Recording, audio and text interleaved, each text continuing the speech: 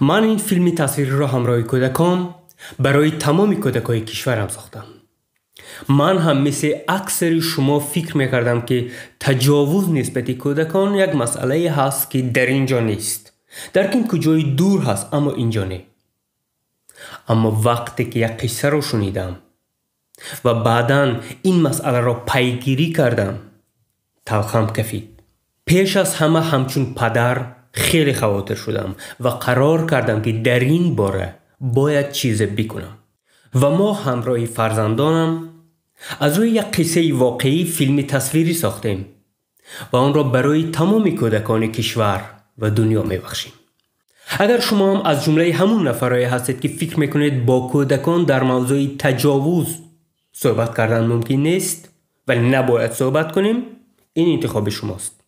اما من به شما توصیه میدم که این فیلم تصویری رو یک بار